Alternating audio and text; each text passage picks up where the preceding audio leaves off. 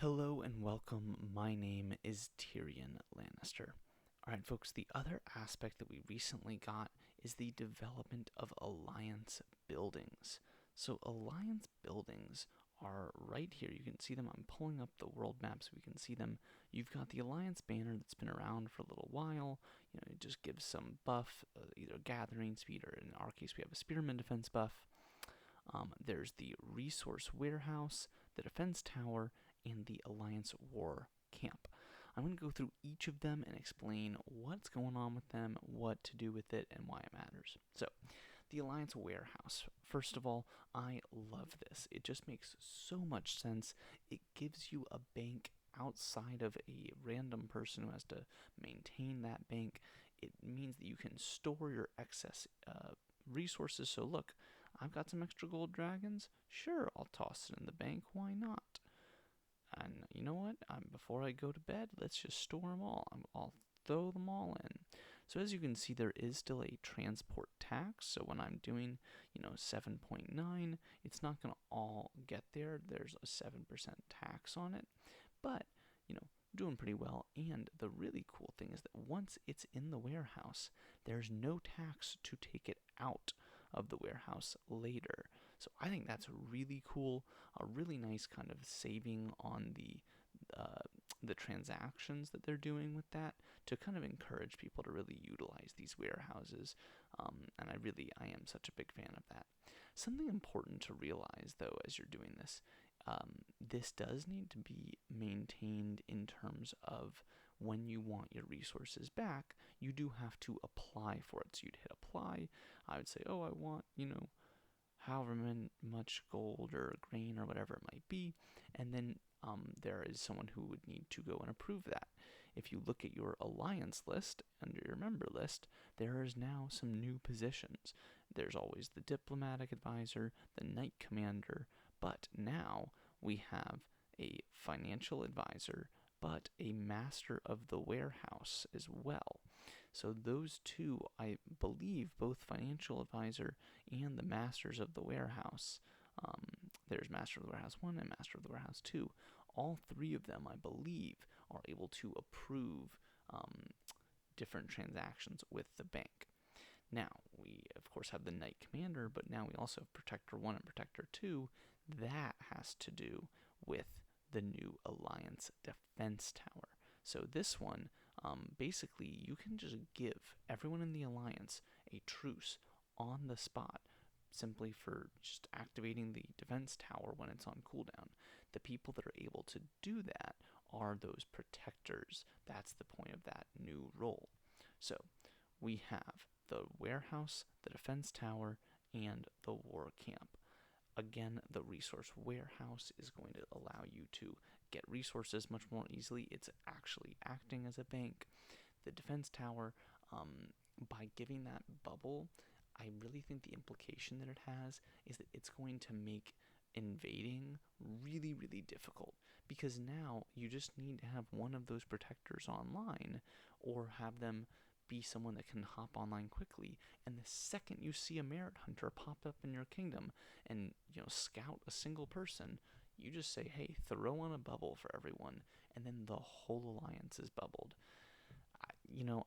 I honestly don't even know how I feel about it, because I feel almost bad for people that want to go merit hunting. I think it really takes the wind out of their sails, but it is really nice for safekeeping and for keeping people safe.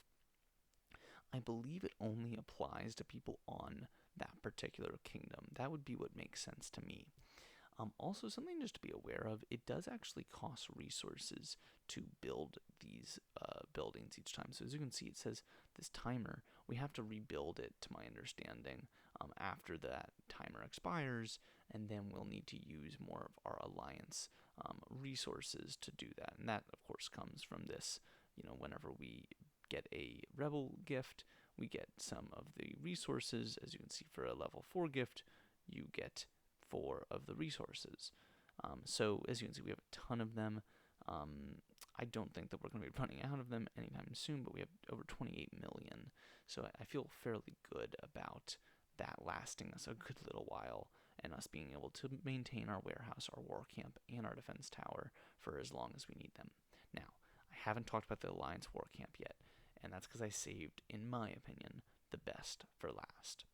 So what is the war camp? Basically, you can put some troops, and I actually already have, you can put some troops in the war camp, and they're basically just sitting there, and anyone can use them. So as you can see, they're idle. They're gonna be there for I'm not sure how much longer. I think they stay there for a full week. But I have my commanders, I have my dragon, I have my troops. Now, what's cool is that they're actually still available to me as well. It's basically like if I want to use them, I can use them, but if someone else wants to use them, they can too.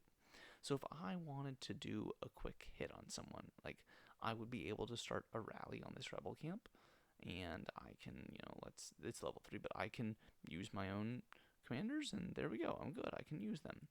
But for everyone else, they would have their commanders, or they can hit this troops in custody, and then they can choose to use my troops as the leader for this rally.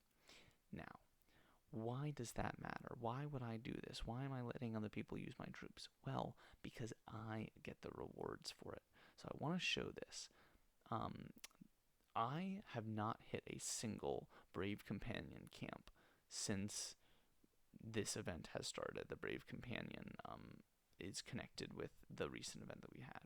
Whenever you pop a scroll, you can hit the camp and you get badges from it. This says that I was the leader. It wasn't me. In fact, the person who was actually running it,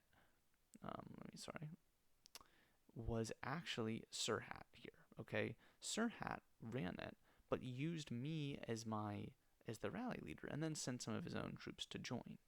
And then let's see another one. This one, I wasn't actually online for this. Sirhat was. There he is.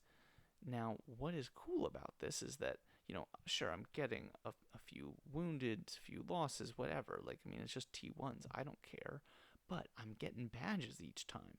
So I got a ton of badges out of all of the different hits that were going on using my troops when I wasn't even online. So you can see there are a lot of these that I've gotten. This is one that I actually did join. This one I chose to. This one I did too. But as you can see, all of the ones that seem like they're me, 1, 2, 3, 4, 5, 6, 7, 8, all of those 8 were not me. Those were someone else using my troops, but I still get the rewards for it.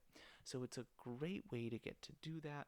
I was surprised when I came online. In theory, everyone in my whole alliance could be doing that, and that's totally fine by me. Happy to heal up the couple of T1 troops that I lost in exchange for getting all those nice badges. Very, very cool. One thing to be aware of, you can only do this if you actually have the honor banner function, or the honor token, I apologize. It's one of the new things that they've added is this troop custody. They specifically say that only people with the honor token are able to use the troop custody function, which, is unfortunate, but definitely one that I think other people should be taking advantage of, because as you can see, it's a great way to kind of get a lot of stuff while you're offline. So that's it, folks. Those are all of our new towers that the Alliance gets to utilize. Like I said, really nice improvements. Really excited about them in general. Hope you all are too. But until next time, my name is TyrionLanstr, and I'll see you then.